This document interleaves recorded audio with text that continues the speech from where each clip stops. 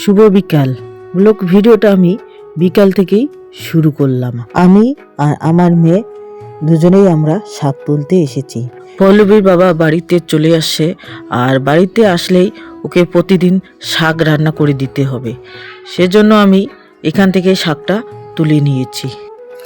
আমাদের শাক তোলা হয়ে গেছে, বাড়িতে চলে যাব। আমি আর মেয়ে দুজনেই শাক তুলেছি, বাড়িতে চলে যাব। এই যে আমাদের শাক, এগুলো কালকে রান্না করব। চলে যাচ্ছে। তোমাদের সাথে রাত্রির কোনো কাজ আর শেয়ার করিনি, কেননা আমার শরীরটা এতটা ভালো হয়নি, তাই তোমাদের সাথে কোনো কাজ আমি শেয়ার করিনি। একবারে এসেছি আমি সকালে। আর পল্লবী বাবাও বাড়িতে চলে আসে আমার শরীর খারাপের কথা শুনে, তাই একটু ঘর ঠর পরিষ্কার করতে হবে। তাই আমি সকাল সকাল একটু উঠে ঘুম থেকে উঠেই কাজে লেগে পড়েছি। এদিকে একটু এই র্যাক ঝুড়িটাও একটু নোংরা হয়ে গেছে, এটাকেও আমি পরিষ্কার করে নেব। আর রান্নাঘরে কোনো জিনিস যদি পরিষ্কার না করি তাহলে নিজেকেও খারাপ লাগে, আর রান্না করতেও মন চায় না, আর রান্নাঘরটাও ঢুকতে মন চায় না। পরিষ্কার থাকলে নিজেকে ভালো লাগে আর রান্না করতেও ভালো লাগে। তোমরা দেখবে রান্নাঘরে যদি সব কিছু পরিষ্কার থাকে কত সুন্দর লাগে রান্নাঘরটা দেখলে। সেজন্য আমি সব কিছু পরিষ্কার করে নিচ্ছি। শরীর খারাপ থাকা সত্ত্বেও আমি সব কিছু পরিষ্কার করে নিচ্ছি। আর 2 দিন আমি বাড়িতে থাকিনি, দিদির বাড়িতে চলে গেছি। আর এদিকে এত যে নোংরা হয়েছে বলার মতো না, এত সুন্দর কালারগুলো। এটাকে যদি পরিষ্কার না করি তাহলে নিজেকে একটু খারাপ লাগে, তাই আমি পরিষ্কার করে নিচ্ছি।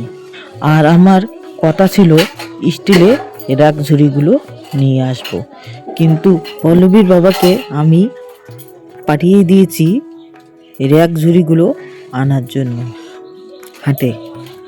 আর পল্লবীর বাবা দেখে র্যাক ঝুড়িগুলো পছন্দ হয়নি, স্টিলের র্যাক ঝুড়িগুলো পছন্দ হয়নি, সেজন্য প্লাস্টিকের র্যাক ঝুড়িগুলো নিয়ে এসেছে।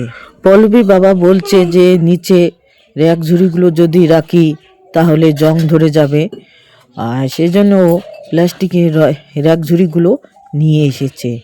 কেননা আমাদের রান্নাঘরটা মাটির রান্নাঘর, আর এই স্টিলের র্যাক ঝুড়িটা যদি আমরা মাটিতে রাখি তাহলে এটা জং ধরে যাবে। সেজন্য আমরা স্টিলের র্যাক ঝুড়িটা নিয়ে আসিনি, প্লাস্টিকের র্যাক ঝুড়িটা পল্লবী বাবা নিয়ে এসেছে। প্লাস্টিকের র্যাক ঝুড়িটা তোমাদের কেমন লেগেছে আমাকে কমেন্টে জানাবেন। এবার আমি গ্যাস ওভেনটাও পরিষ্কার করে নেব, আর টেবিলটাও আমি পরিষ্কার করে নেব। কত সুন্দর টেবিলটা পরিষ্কার না করায় কি খারাপটা হয়ে গেছে। আর কালকে আমি রান্না করিনি, একবারে আমি বিকালের দিকে রান্না করেছি, কেননা আমার শরীরটা এত খারাপ হয়েছে বলার মতো না। আর মেয়ে আমার স্কুলে গেছে, না খেয়ে স্কুলে চলে গেছে। আর ওষুধ খেয়ে আমার একটু শরীরটা ভালো হয়েছে বিকেলের দিকে। শরীরটা যখনই ভালো হয়েছে তখনই আমি স্নান করে রান্না বসিয়ে দিয়েছি। শুধু আমি সিদ্ধ ভাত রান্না করে আমরা দুজনেই খেয়ে নিয়েছি। আর সন্ধ্যার দিকে এসেছে পল্লবীর বাবা। আর মেয়ে তো আমার ছোট, রান্না করতে পারে না, তাই আমি মেয়েকেও বলি না, মেয়ে না খেয়ে চলে গেছে স্কুলে। আর 2-3 বছর গেলে আমাদের একটু সুখ হবে, আর শরীরটা একটু খারাপ হলে আমার মেয়েই রান্না করে নেবে। আর এখন তো ছোট, কিভাবে ওকে বলি রান্নাটা করে নিতে। বন্ধুরা, আমার সব কাজ শেষের দিকেই এসে গেছে। আজকে আমি খুব সকালে উঠেছি, উঠেই আমি কাজ শুরু করেছি।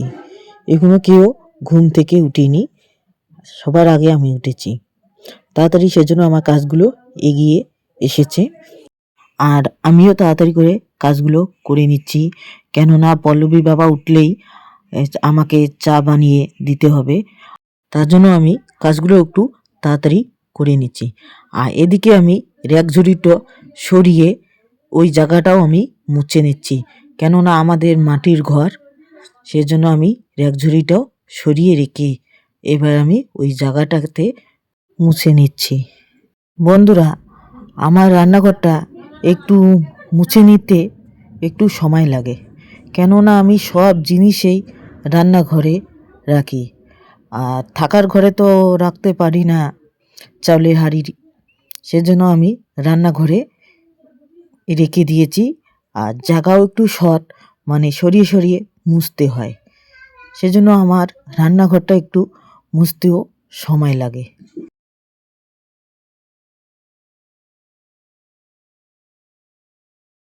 সমস্ত কাজ সেরে স্নান করে আমি চলে এলাম।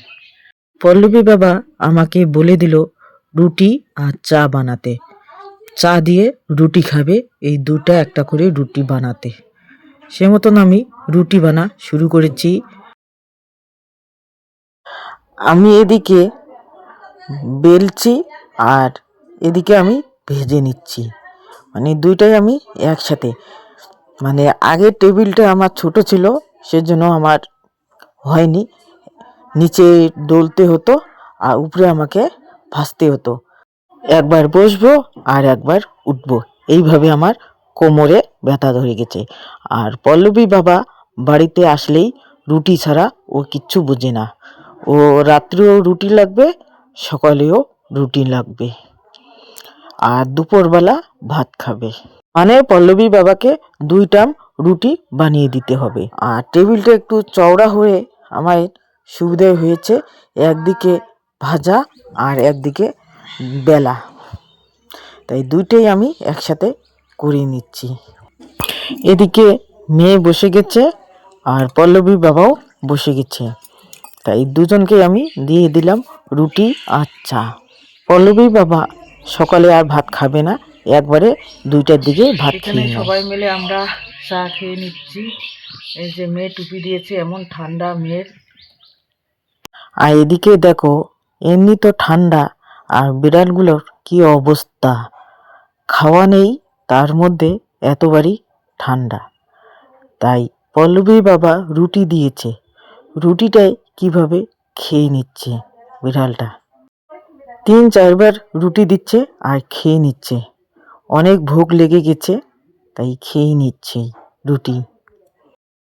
আর আগের দিন বিকালবেলা তোমাদেরকে দেখালাম যে আমরা শাক তুলে এনেছি, আর এই শাকগুলো পল্লবী বাপের খুবই প্রিয় শাক।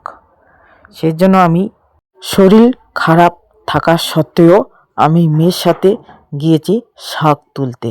আমি ওখানে বসেছি আর মেয়ে তুলছে শাক, আমি ছাড়া তো মেয়ে একাই যাবে না শাক তুলতে, তাই আমিও ওর সাথে গিয়েছি।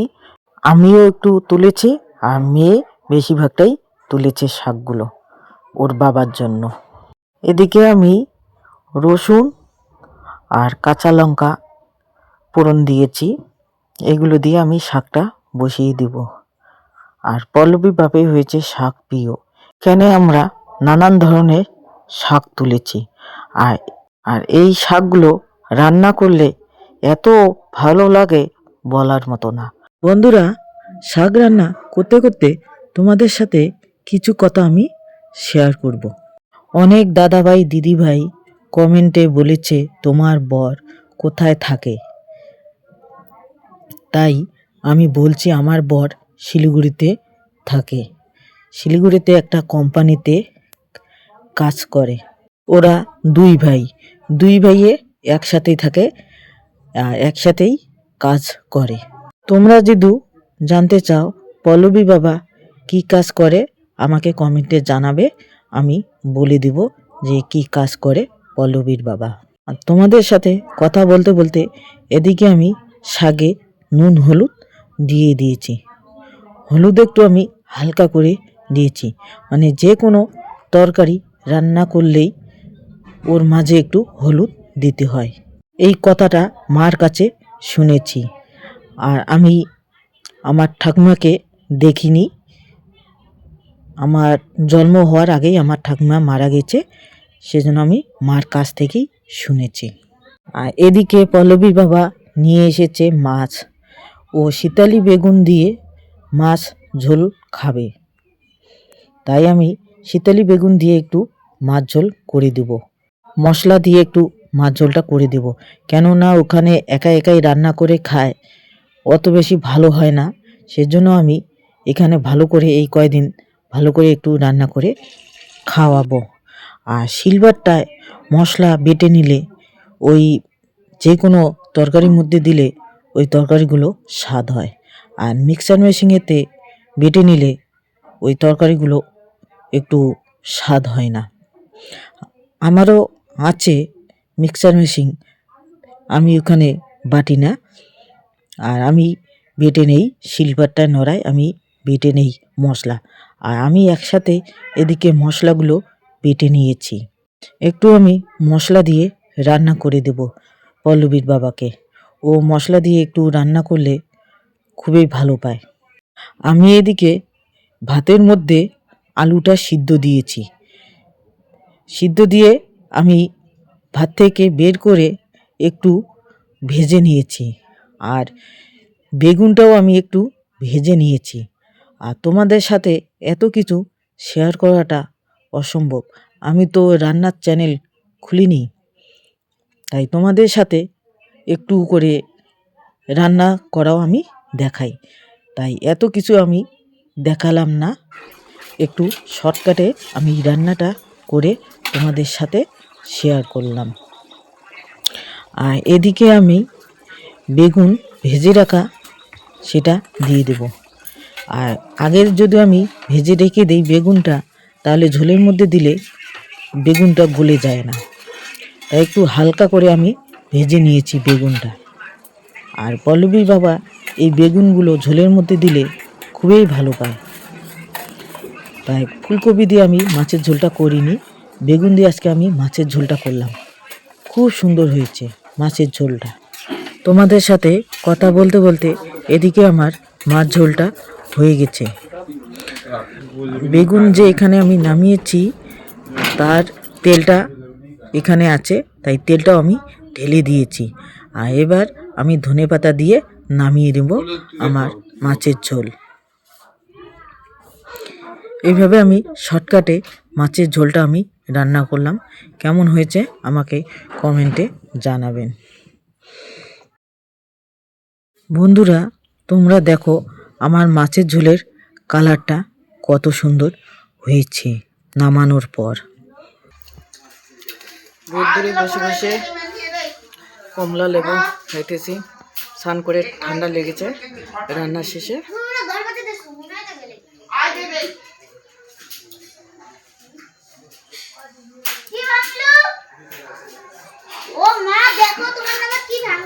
পল্লবীর বাবা শিলিগুড়ি থেকে আসার পথে আমার জন্য আর মেয়ের জন্য কমলা লেবু নিয়ে এসেছে, তাই রোদ্রে বসে একটু খেয়ে নিচ্ছি। এখানে আমি শাক রান্না করেছি, আর এখানে আমি ছেঁকা রান্না করেছি। কত সুন্দর হয়েছে। পল্লবীর বাবা এই ছেঁকা খেতে খুবই ভালো পায়। আর ছেঁকার মধ্যে আমি শুকটি মাছ দিইনি, আমি শুধু নর্মালি ছেঁকা রান্না করেছি। আমার মেয়ে শুকটি মাছ খেতে মন চায় না, বাঁধাকপির ছেঁকা আমি এমনি রান্না করেছি। কালারটা কত সুন্দর এসেছে ছেঁকার কালারটা। এদিকে মেয়েকে দিয়ে দিলাম ছেঁকা, মেয়েও খুব ভালোবাসে ছেঁকা খেতে। আর বেশি কিছু আমি রান্না করিনি, এখানে মাছ ঝোল করেছি, ছেঁকা করেছি, বাঁধাকপি ছেঁকা, আর এদিকে আমি শাক যে তুলে এনেছি সেটা রান্না করলাম। আর এই শাক আমি রান্না করেছি, আর বেশি কিছু আমি রান্না করিনি। এগুলো দিয়ে আমরা খেয়ে বসে আছে।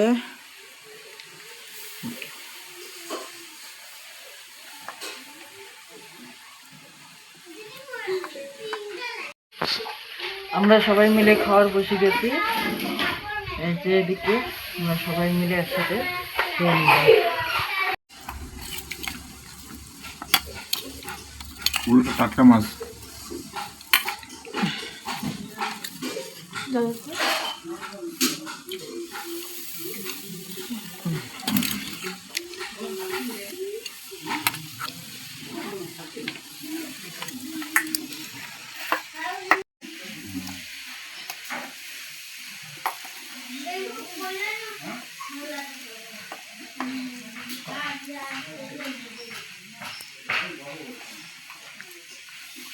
কেমন হয়েছে মাছের ঝোলটা বল? ভালো হয়েছে। শীতলে বেগুন দিয়ে মাছের ঝোলটা দারুণ হয়েছে খেতে। দেখো মাহি আমাদের বাড়িতে আসছে রাত্রে। এই যে এদিকে আমার মেয়ে কত সুন্দর করে নেল পালিশ দিচ্ছে। কি মাহি কি দিচ্ছিস? বর্ণে পাইস বর্ণে পাইস। ওই মাহি এদিকে দেখ, এদিকে দেখ, কি দিচ্ছিস বল, একটু বল। হ্যাঁ কি দিচ্ছিস? ও হিন্দি কথা তো বুঝতে পারি না। কত সুন্দর করে। আর এদিকে বিছানাটা অবস্থা শেষ করে দিচ্ছে। এই যে আট নিয়ে বসে গেছে মাহি আমাদের বাড়িতে। এবার নেল পালিশ দেওয়া শুরু করেছে ওরা দুজনেই।